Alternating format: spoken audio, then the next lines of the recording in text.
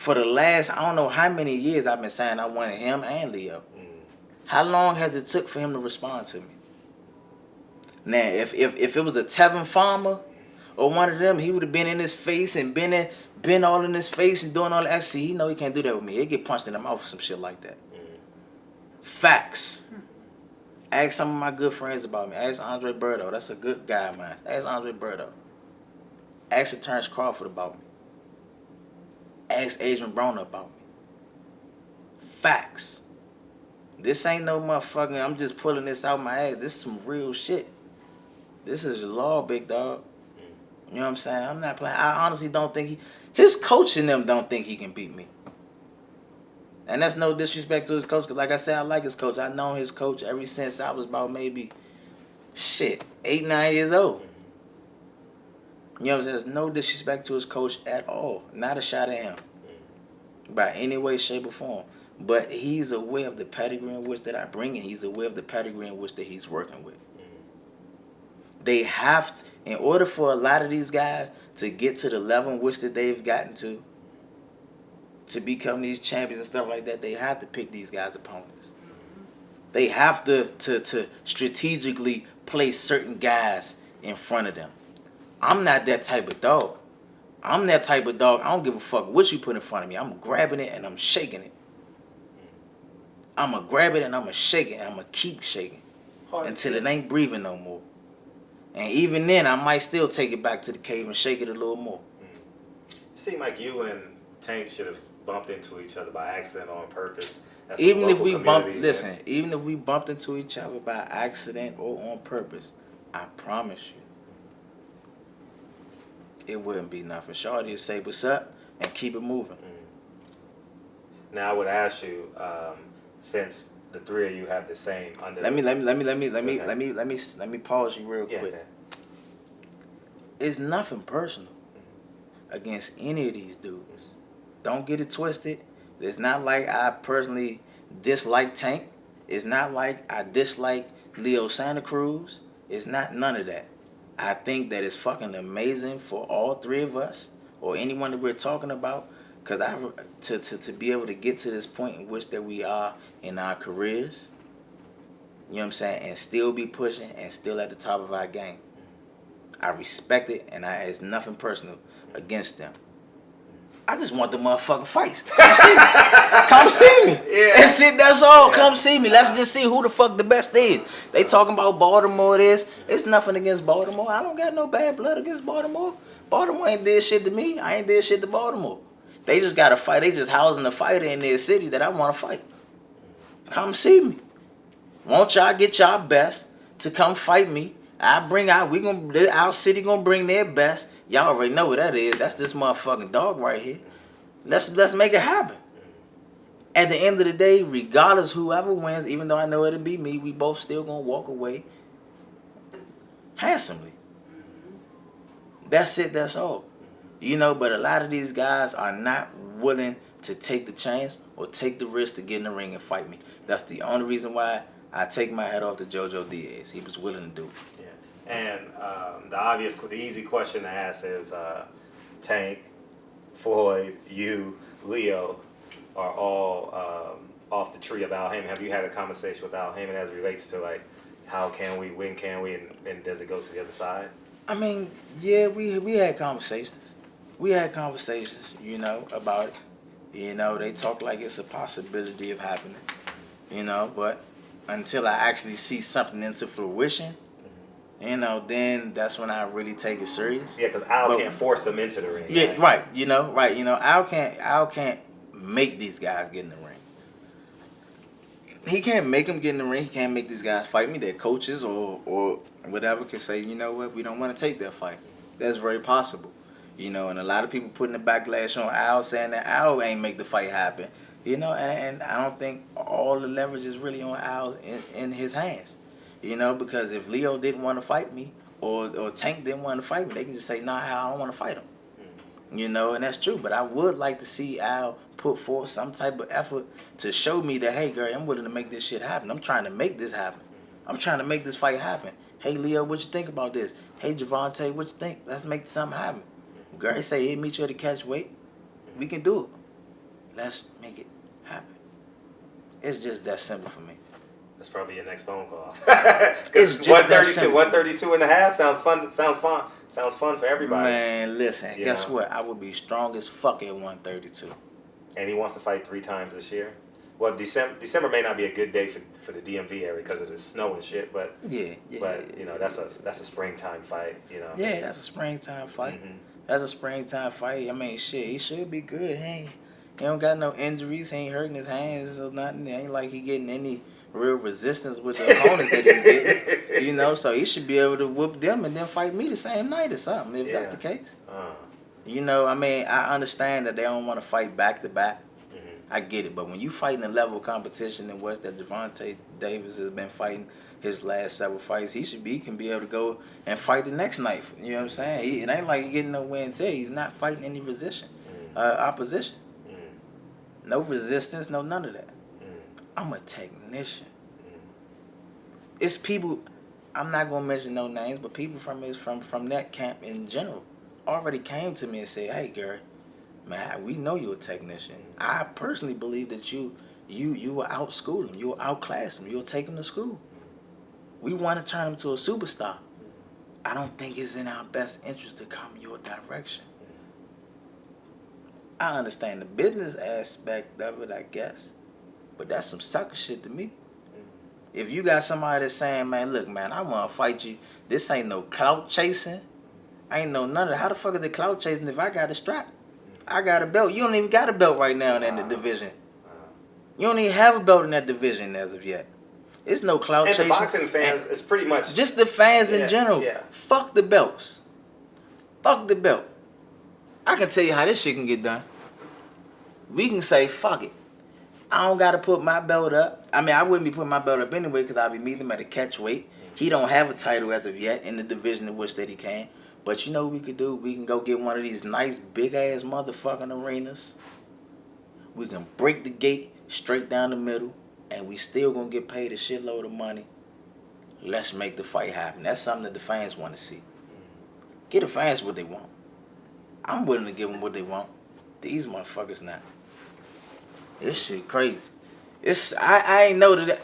I thought boxing was a very barbaric and brutal sport. I took my hat off to it, but the more I get into it and the deeper I dig, the softer this shit is getting.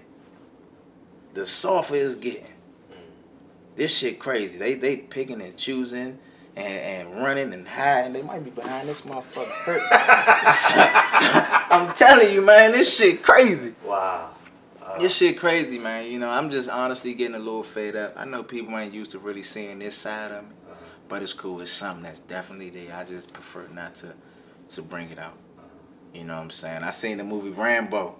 You saw that old nigga? You Man, saw that old motherfucker? Look, I ain't gonna lie. I seen the movie Rambo. Me and my little brother went to go see it yesterday. And he said something that made perfect sense to me. Okay. He said, "I know I'm crazy." He said, "I just try every day to keep a lid on it. Every day I try to keep a lid on it. I'm a monster. I just want to get released in the wild so I can do what I do best. And hunt. Go and kill some shit. That's what I want." But they hide. They taking all the cattle. They taking all the deer and the gazelle and all that shit. And they putting them up somewhere else so I can't eat. That's crazy to me. I'm not getting it. This shit is bogus. Now, the last time we saw you on TV, you were sitting next to Eddie Hearn. How was that interaction? Oh man, Eddie was cool, man. Eddie's cool. And you wanna know something Eddie told me? Eddie said that he said, "Gary," he said, "I believe that you are a superstar. And I believe you have superstar abilities." He said, "But for some weird reason, whoever you're doing business with don't want you to be a superstar. And they're not treating you like a superstar." You know, I had to take heed of that and really listen and pay attention to what he was saying. Because I know there's nobody right now to date in the sport of boxing that's doing the shit that I do. You will never see nobody in the sport of boxing hit somebody with a 5, 6, 7, 8 punch combination and make that shit all land and look good.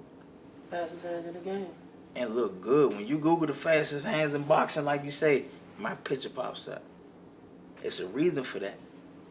I'm the only fighter, man. When I fight these guys, half of these dudes don't throw no punches until the second half of the fight, cause they so afraid and so scared to open up. JoJo Diaz was a great example of that. JoJo Diaz was the great example, but I don't want to bad talk JoJo. No, I'm just saying I was out the fight. I get it. You know, and I think JoJo learned a lot from that fight. Immensely. I believe JoJo definitely took a lot from that fight. He learned, you know, and like I say, I take my hat off to JoJo. I like him. I like JoJo. He earned my respect. You know, I think respect is something that has to definitely be earned. You know what I'm saying? I respect everybody, but if you really want a certain level of respect from me, you gotta earn that shit. JoJo earned it because he was willing to fight. He was willing. He knew what he was up against, and he say, "Fuck it, I'm gonna try my hand." I can respect that. That's some man shit. That type of mentality is gonna take him over the top, and hopefully, I pray for him. I pray that he becomes, you know, another world champion. Becomes a world champion in the division in which that he's in. But even with that, I'm curious to see if I move up to 130, would he take the fight again? I highly doubt it. I don't think so. I don't think he'll take it again. He's in search of Tevin Farmer. Have you reached out to Tevin Farmer at all? No, I ain't reached out to no Tevin Farmer. You know what I'm saying? I mean, Tevin, to be honest with you, I ain't the type of the guy that go back and forth with people. Cause I know I'm an actual physical type person. That's why I'm in the sport that I'm in. All these dudes be doing this UFC, I mean not UFC, this WWE wrestling shit, coming up, getting in your face, yelling, spitting. I'm not the one. You'll catch a medical, you'll get your shit broke, and you'll be going the fuck home. You'll be going the fuck home, and they'll probably try and press charges or something because I done split your shit. I'm not one of them type of guys you can play with like that. I'm not that type of guy, so I tend to keep my distance when it comes to certain stuff, but don't none of that shit come to me. It would not. I promise you. If it come to me, it's gonna get addressed accordingly. You know what I'm saying? And I'm the type of individual. A person don't necessarily have to put their hand in the fire to understand that this motherfucker hot. You'll get burnt. You'll get scorched. I promise you. I promise you. But no, I never reached out to Tevin. I think he's a decent fighter too. I think he rose from the ashes. He's literally a phoenix. 7-4. Right. Come back with no knockout power. And still, that's the thing. You know, he has good boxing ability. I like that. He got good boxing ability. He can move. And once again, I don't like the down fighters or bash fighters or anything like that because I respect the sport in which that we in. I respect it. You know, I take my hat off to anybody that participate in the sport.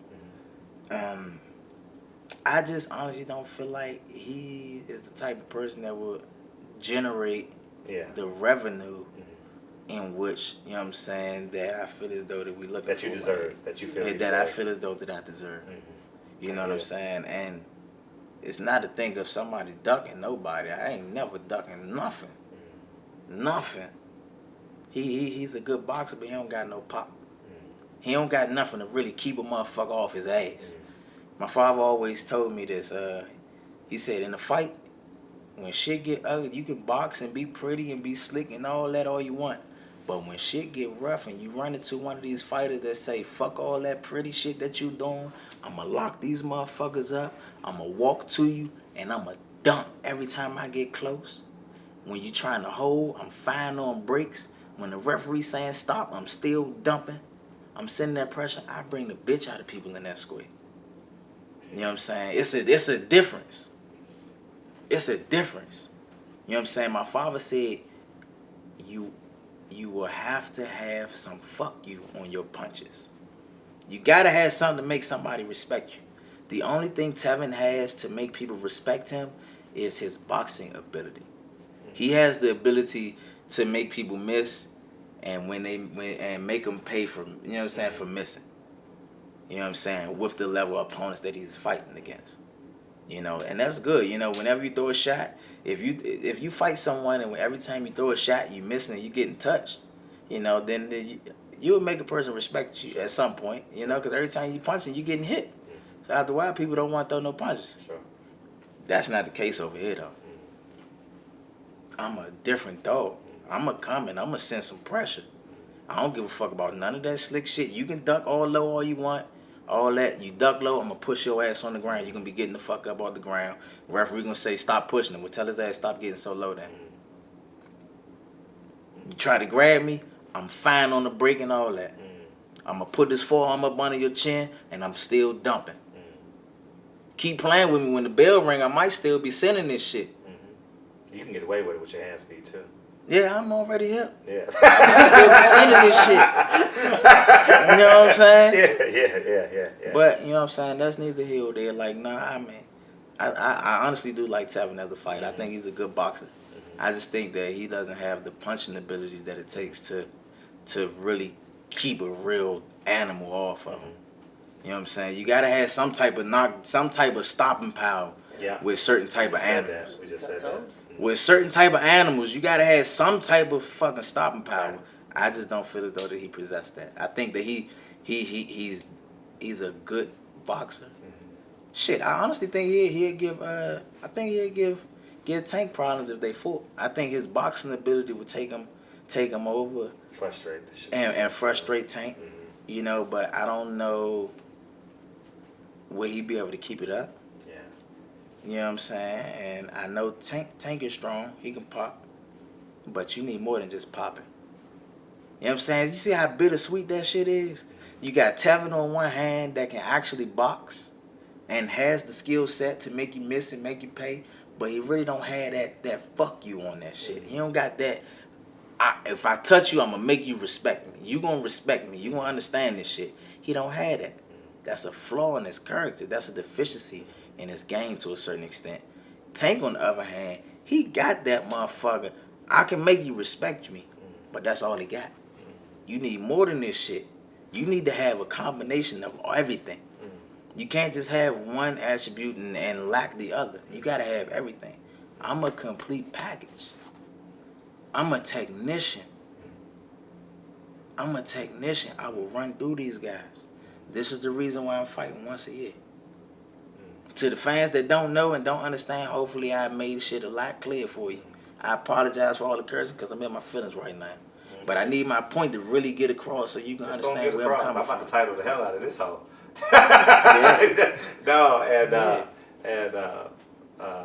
My last question is, was there any other interaction between you and Eddie after that date? It was interactions. He actually did put an offer out there.